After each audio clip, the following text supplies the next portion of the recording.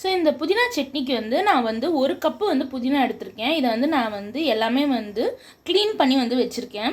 So இது இருக்கட்டும்.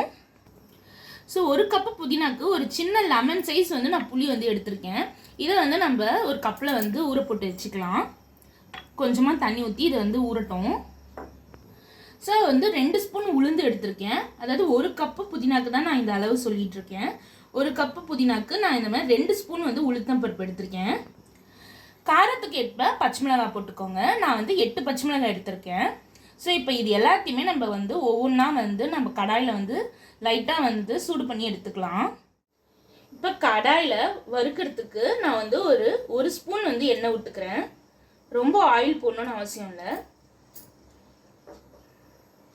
இப்போ ஃபஸ்ட்டு வந்து நான் உளுத்தம் பருப்பை வந்து போட்டுக்கிறேன். ஸோ இது வந்து லைட்டாக வந்து பொன்னிறமாக வர வரைக்கும் நம்ம வந்து லைட்டாக வதக்கி எடுத்துக்கலாம். ஸ்டவ் வந்து சிம்லியாக வச்சுக்கோங்க, இல்லைனா வந்து பருப்பு வந்து கருகிடும். இப்போ பாருங்கள், உளுத்தம் பருப்பு வந்து கலர் சேஞ்ச் ஆகிட்டு கொஞ்சம் பொன்னிறமாக வந்திருக்கு. இந்த ஸ்டேஜில் வந்து இதை இறக்கிடலாம்.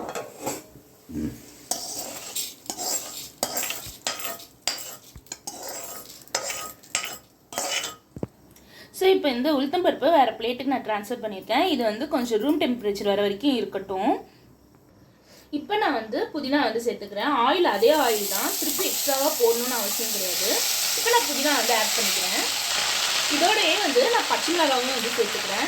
பச்சை மிளகா வந்து இந்த மாதிரி 2ஆக கட் பண்ணி வந்து போடுங்க. முழுசாக நீங்கள் போட்டிங்கன்னா வெடிச்சிடும். ஸோ அதனால் இந்த மாதிரி வந்து 2 ரொம்ப வந்து பீஸாக கட் பண்ணணும்னு அவசியம் இல்லை. இந்த மாதிரி 2 நம்ம வந்து கட் பண்ணி போட்டுக்கோங்க. ஸோ இது வந்து கொஞ்ச நேரம் புதினா வந்து வதங்கட்டும். இப்போ புதினா வந்து நான் இந்த மாதிரி மூடி வச்சு வந்து வதக்கியிருக்கேன். அப்போ சீக்கிரமாக நம்மளுக்கு ஆயிடும். இப்போ எடுத்து பார்க்கலாம். கரெக்டாக ஒரு 5 நிமிஷம் தான் வச்சுருந்தேன். பாருங்கள், நல்லா வதங்கி வந்துருச்சு. இப்போ வந்து இதை வந்து ஒரு பிளேட்டுக்கு நம்ம ட்ரான்ஸ்ஃபர் பண்ணிக்கலாம். இப்போ வந்து இதை வந்து நான் ஒரு பிளேட்டுக்கு ட்ரான்ஸ்ஃபர் பண்ணிக்கிட்டேன். இது ஒரு ரூம் டெம்பரேச்சர் வந்துட்டோம். நம்ம வந்து மிக்சியில் போட்டு அரைச்சி எடுத்துக்கலாம். இப்போ வந்து உளுத்தம் பருப்பை வந்து நான் வந்து ரூம் டெம்பரேச்சர் வந்துருச்சு. இதை வந்து நான் மிக்சியில் போட்டுக்கிறேன். இதோட இந்த புதினாக்கு தேவையான உப்பும் வந்து நான் வந்து சேர்த்துக்கிறேன். இப்போ இது ரெண்டுத்தையும் ஃபஸ்ட்டு நம்ம போட்டு ஒரு ரன் போட்டு எடுத்துடலாம். இப்போ வந்து உளுத்தம் பருப்பையும் உப்பையும் வந்துட்டு நான் ஆட்டி எடுத்துட்டேன். இப்போ இதோட புதினாவையும் பச்சை மிளகாயும் நம்ம வந்து சேர்த்து மிக்சியில் போட்டு அரைச்சி எடுத்துக்கலாம். இப்போ இந்த புதினாவோட நான் வந்து புளி தண்ணியை வந்து ஃபஸ்ட்டே ஊற போட்டு வச்சுருந்தேன். அதை வந்து இப்போ கரைச்சி வச்சுருக்கேன். அதையும் வந்து நான் சேர்த்துக்கிறேன். இந்த தண்ணியே போதும், தேவைப்பட்டால் நம்ம தண்ணியும் சேர்த்து வந்து நம்ம ஆட்டி எடுத்துக்கலாம். ஒரு சட்னி பதத்துக்கு நம்மளுக்கு வரணும். ஸோ இப்போ இதை மிக்சியில் போட்டு ஆட்டி எடுத்துடுறேன். இப்போ பாருங்கள், நம்ம புதினா சட்னி வந்து ரெடி ஆயிடுச்சு. இப்போ நம்ம பார்க்கலாம். பாருங்கள், நல்லா வந்து அரைப்பட்டு வந்திருக்கு. இது வந்து நல்லா வந்து தண்ணி அதிகமாக சேர்த்துட்டோன்னா ரொம்ப லிக்விட் கன்சிஸ்டன்சி ஆகிடும்.